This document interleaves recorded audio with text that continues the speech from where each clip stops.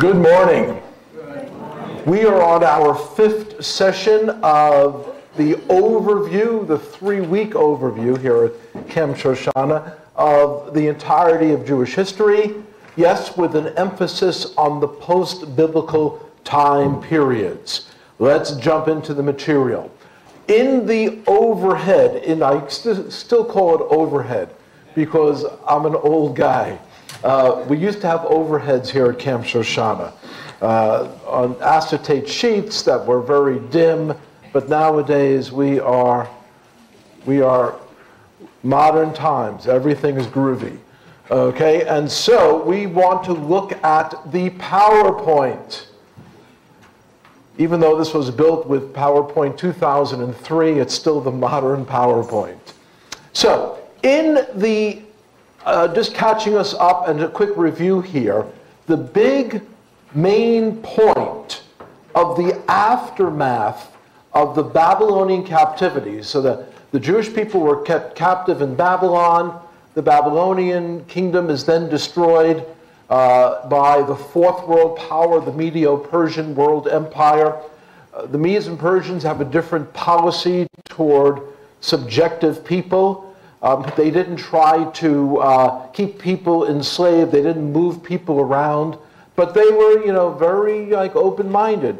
You guys want to go back to Israel? Fine, that's great. Go back. Taxes will be 50%. They're payable on the first of the month, and everything will be fine.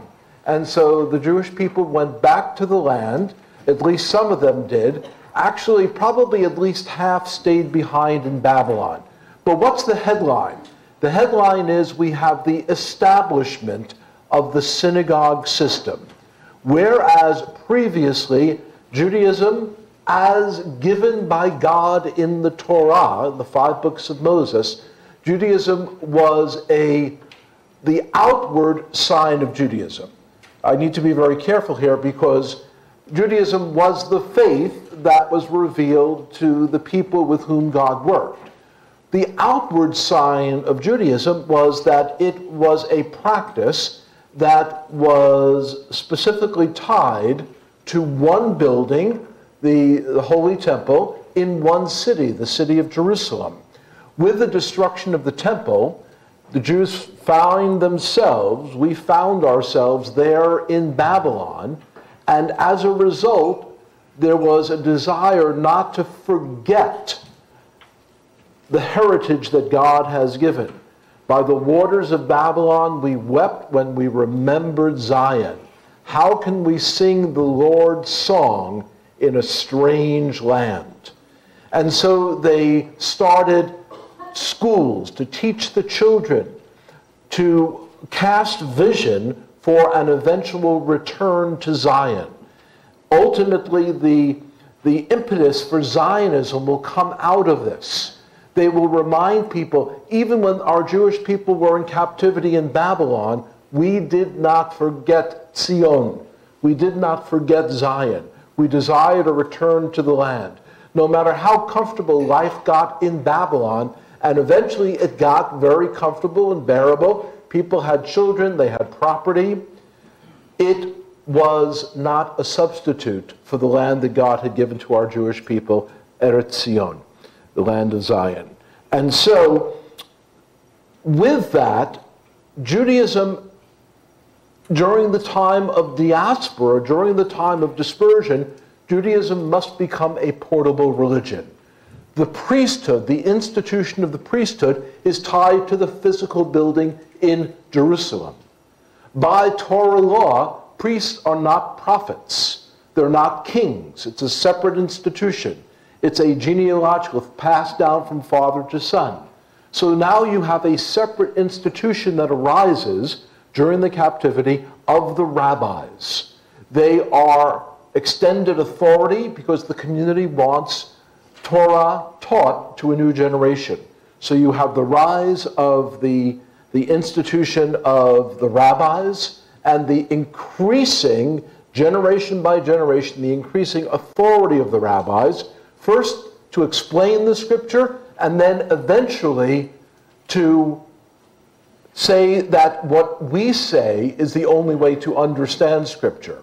And ultimately, it will get to a point where by the end of about 1,000 years from this point, by the close of the Talmud, around the year 500 AD, when the Scripture says one thing, and the rabbis in the Talmud say something contradictory, the authority becomes the Talmud, because they become the sole interpreters of Mosaic law.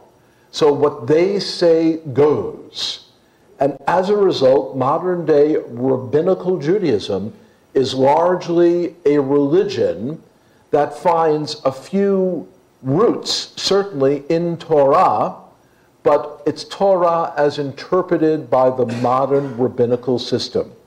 And that is a modern rabbinical system that refused to recognize the coming of Mashiach Yeshua, condemned him, and persecuted believers. So that's the dance that we have to do as believers, particularly those of us who are Jewish believers. We don't want to disrespect our people. I do not agree with those in certain sections of our Messianic movement who would constantly level a barrage of criticism at rabbinical Jews. I don't think that that helps anything. I don't think it helps to make constant videos criticizing rabbinics. It helps more to show the beauty of Messiah. And some of you know what I'm talking about. And so, rabbinics can be attractive to the eye. Why? Because people like pomp, they like ceremony, they like ritual, they like fancy clothing, they like long prayers. So there are aspects of rabbinical Judaism that are very attractive to the eye. And all of this starts during the Babylonian exile. There are innumerable stories of Gentile believers who have become so attracted, so enamored, so taken by the trappings, the cultural trappings of rabbinical Judaism, that they have renounced their faith in Yeshua.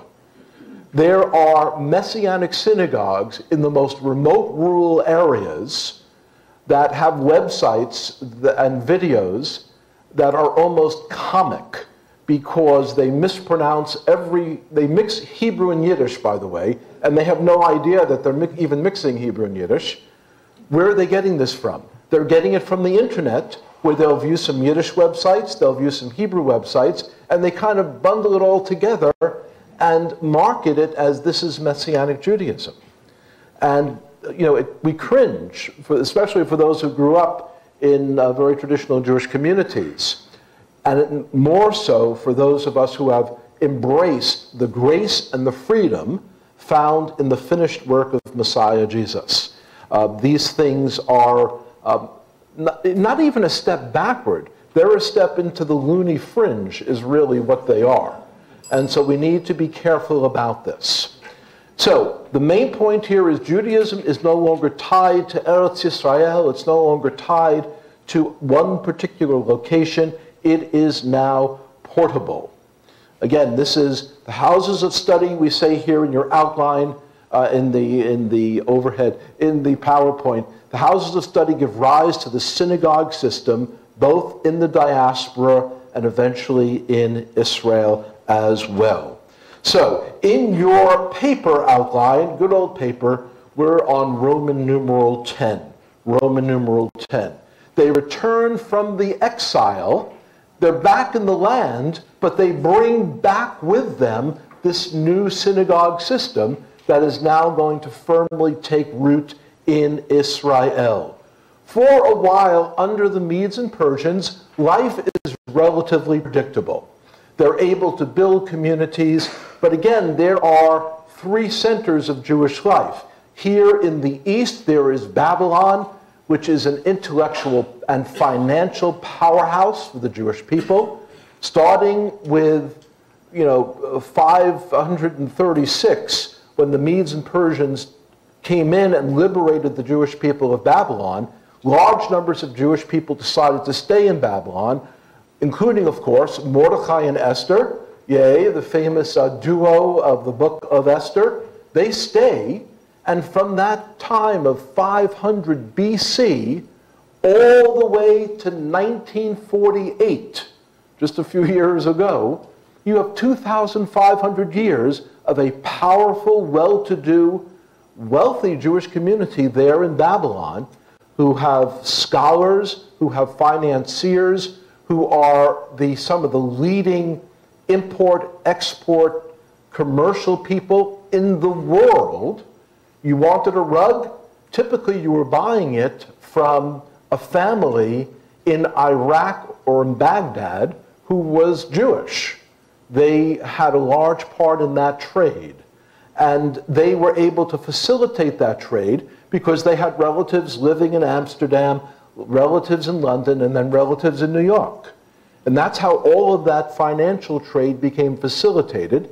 That's how, when the Roman Catholic Church banned Jewish people from owning land and farming, they said, okay, just as Jeff said the other night, we can take that information with us. If we have a skill in our hands of being machinists, like they did in Germany, we can take that wherever we are welcome. If we are physicians, if we are attorneys, if we have skills in global financial management, we can take those skills. And of course, those were good things.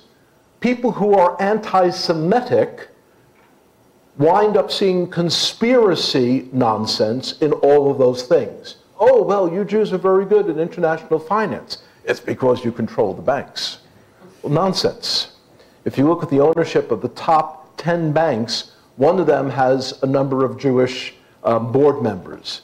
9 of them have no Jewish board members. And so when you actually investigate the facts, things become very different. So Babylon, big center of Jewish life. Israel is also a center of Jewish life, but it doesn't have the weight. It has the intellectual reputation, but it doesn't have the financial connections. Then down here, Egypt becomes a big center for the next 500 years until Rome comes in. So that brings us to the eventual collapse of the Medo-Persian Empire. Empires rise, empires fall. It's inevitable. You have this young man by the name of Alexander, Alexander the Great. I don't know if he called himself that or whether he demanded that people call himself that. He is born in the Greek city-states. Greece at this point was not yet a single nation. There was Greece, there was Mesopotamia, there were a number of city-states. The genius of Alexander was to unite them under the vision of a greater Greece. All of these people had one thing in common, and it's that they all embraced Hellenism. And Hellenism is a system, it's a universe of system regarding language, art, and culture. And so this language, art, and culture arose concurrently with Rome about the same time. And so you had these two power centers. You had Rome and you had Athens. The genius of Alexander was in uniting all of the Greek city-states who at one time were at each other's throats and just knocked each other off. But Alexander united them, at least for a short time. He was a young man in his early 20s, but he had the gift of gab, and he was able to convince everyone to unite under his banner, and he was a flash in the pan. His entire career, you can see it there, he starts off in the year 333 on conquest. By 323, good old Al dies in a drunken stupor, full of venereal disease. And so he is a big figure, however. Why? Because he conquers the known world. So that's pretty much of a notable accomplishment. He conquers the known world. What is his connection with the Yidden? What is his connection with the Jewish people? It's this. As Alexander is conquering the world and people are saying, can we join your army? Can we join your army? We want to be on the winning side. He's rolling, he's unstoppable. He rolls through Turkey, he comes through what is today Syria and Lebanon, and he comes to the outskirts of Jerusalem. And long story short, we don't have time to detail it.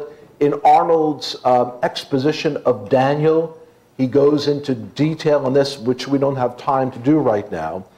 But through a series of what I would consider divine interventions, instead of attacking the city and destroying it, as he had done with several places, he accepted the surrender of Jerusalem.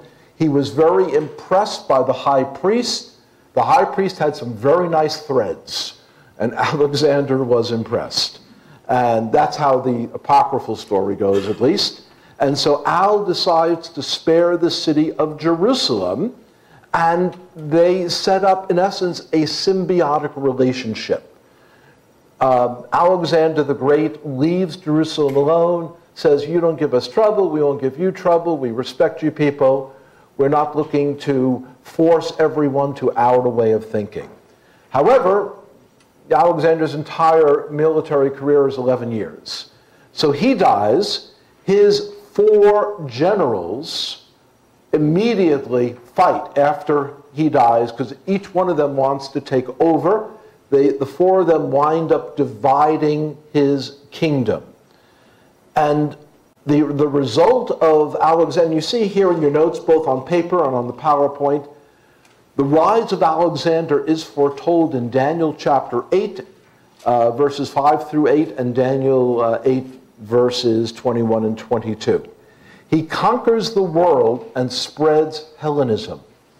Hellenism, again, as we said, is a universe of a culture.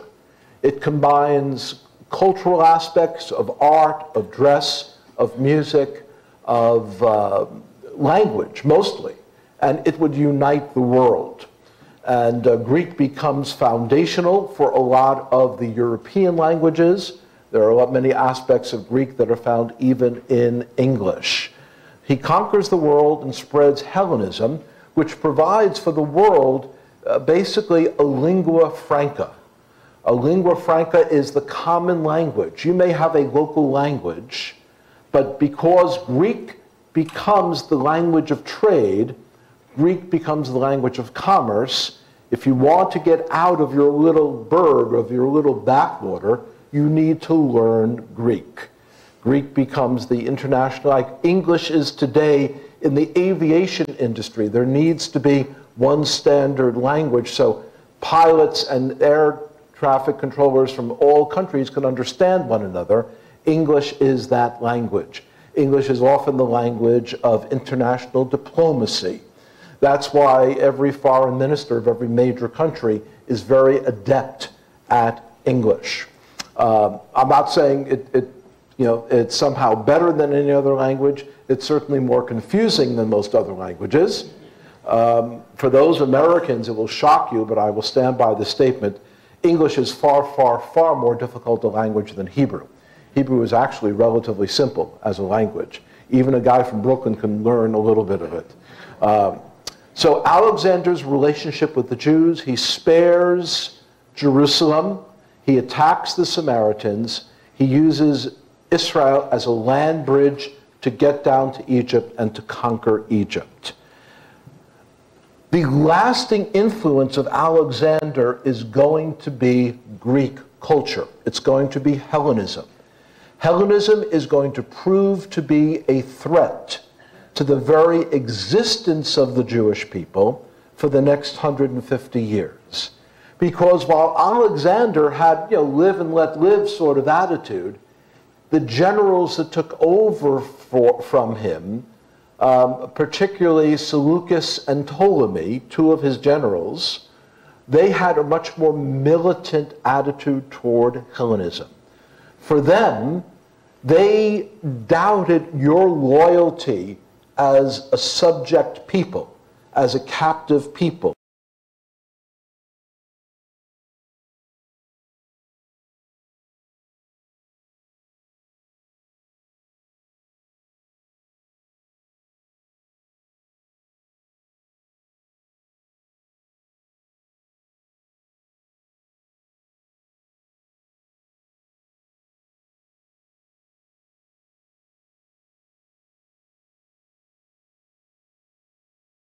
Judaism behind and to embrace Hellenism. And they'd say, you see these beautiful statues of Aphrodite and Zeus. Look at my latest toga. It's the latest fashion. Wait a second, looks like just like last year's toga. No, this is the latest fashion. You see the embroidery? Don't you want to wear this toga? Oh, by the way, you're going to need to shave. You're going to need to get rid of that beard, and a few other unmentionables that we'll tell you about privately. And so Hellenism becomes very attractive to a younger generation of Jewish people. You know, I don't need to tell some of you older folks who look on in dismay at youth culture. Youth culture is spread electronically. I was in Japan doing some Bible teaching in Japan. I was watching teenagers on the subway in Tokyo, and they're watching videos and listening to music and jiving and doing all this, and it's the same videos as kids in America are watching. You know, they're watching Korean pop videos. It's a universal global culture. In the same way, Hellenism becomes, to the newer generation of young Jewish people, something that seemed very desirable in their eyes, and they wanted to embrace it. And the two different groups of Hellenists were very happy to facilitate that. So in your outline, we are in Roman numeral 11. We're talking about the increasing pressure of Hellenism to try to sway the Jewish people, get them off of Torah Judaism and get them onto the Greek gods and goddesses. In your paper outline there, capital B, the Ptolemies of Egypt. That is not pronounced Ptolemy. It's just the P there is silent. It's very, very important. It's the Ptolemies of Egypt. So they rule, with Alexander's death in 323, one of his generals named Ptolemy takes over, and for 120 years, they rule over Israel. They are in control of Israel, and they were Egyptian ethnically. So these were ethnic Egyptians who had embraced Greek culture. Basically, Hellenism is a culture and is an orientation that travels. It is able to adapt itself in at least a small measure to local customs. It's able to take them in. In Egypt, you have Greek temples. You have older Egyptian stuff, but you have Greek temples because the Greeks are there for several hundred years. And so in the cities, what the second largest city after Cairo is the city of Alexandria. Okay, you see where that comes from? Alexandria, Egypt. Do you know that at one time, over a third of the people in Alexandria, Egypt, were Jewish? It was a center of Jewish life. When Mary and Joseph heard that Herod the Great was after them, where did they flee to? Egypt. From Egypt. Why Egypt? One of them probably had mishpucha there. They had relatives there, because the Jewish community was gigantic, and many of them lived down in Alexandria. So they just had relatives there. At the same time, by the way, it also fulfills the passage which says, "Out of Egypt I have called my son." They might have stayed down in Alexandria. Yosef, Miriam, and Yeshua, they may have been there for 6 months, a year. It's hard to fasten the timeline exactly. But this whole northern Egypt becomes a big center of Jewish life, would continue to be for 2,000 years. The large, influential Jewish community in Egypt continued unabated until the rise of the rebirth of Israel, when anti-Semitic riots occurred, large numbers of Jewish people were killed, and they were told, walk to Israel, it's in that direction. Okay? So that's what happened during the 1920s, 30s, 40s, 50s. This Ptolemaic time period there, you see it there, the crisis of the Ptolemies. First, we have here in 323 to 198. The Ptolemies were difficult to live under. They were not easy. However, they allowed the Jewish people a little bit of a measure of freedom. One example of the measure of freedom that the Jews had under the Ptolemies was that the Septuagint translation of the Hebrew scriptures into Greek was completed. And that gets completed around the year 250 BC. In your notes there, capital B, the letter of the number 2, the Septuagint translation is a translation of the entire Old Testament with one or two exceptions, one or two deletions, and it is translated from the original Hebrew into Greek. They needed a Greek translation. Why? Because by this time, Hellenism was already, by the year 250 BC, it was already 3 generations old amongst the Jewish people. Jewish people had been living under Hellenistic culture, and their children, you know what happens to children, within a generation and a half, they've lost the language. And we see this in the United States, where many Latino children are far more adept at English if they come here early enough than they are at Espanol. That's just simply a fact. They want to imbibe the local culture. They want to be part of the local kids in the local community. So Jewish young people are far more familiar with Greek language and Greek culture than they are Jewish.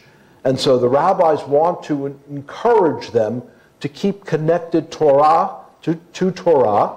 And so a group of 70 rabbis, Septuagint, 70 rabbis are commissioned, and they're essentially paid by the Ptolemies.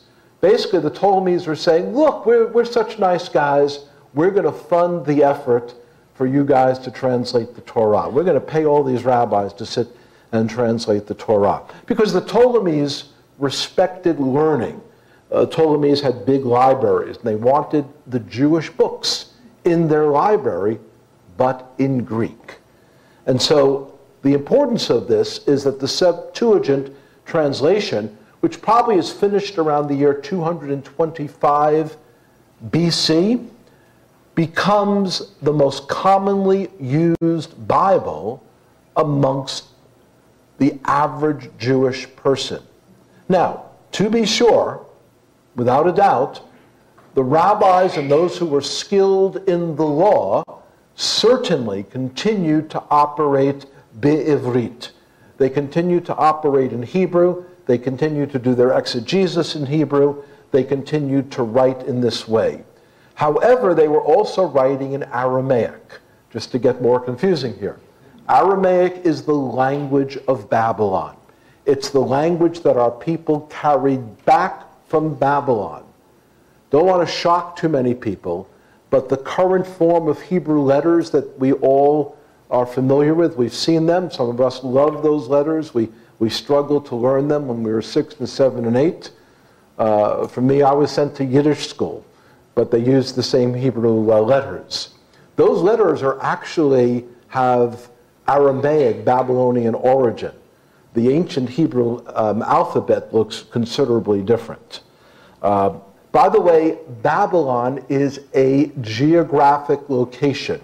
When I say Babylon, please don't automatically connect that to pagan worship. So when I say the Babylonian Talmud, it is a section of Gemara that happened to be written in the geographic area known as Babylon. However, by the time the Talmud is written, Babylon has been destroyed for 1,000 years. The kingdom known as Babylon, that did Babylonish things, that did detestable practices, they haven't been around for 1,000 years. the area itself has simply retained the name. 4 or 5 different kingdoms have come in. Why is that important? Because there are people on the internet today who have no scruples and few brains and say, oh, the Babylonian Talmud, yes, because it's connected with the worship of Babylon. Well, no, this is kindergarten, this is remedial kindergarten stuff. To understand that the Babylonian Talmud was named that because it was written in the area that used to be called Babylon, is today called Iraq and Iran, but was up for grabs. The Jewish people found a way to live at peace with whomever took over. Whomever took over realized that these Jewish people are a benefit to the area. All of these seminaries where they're writing this strange thing called the Talmud, that benefits our economy. So we're going to let them stay. That's fine.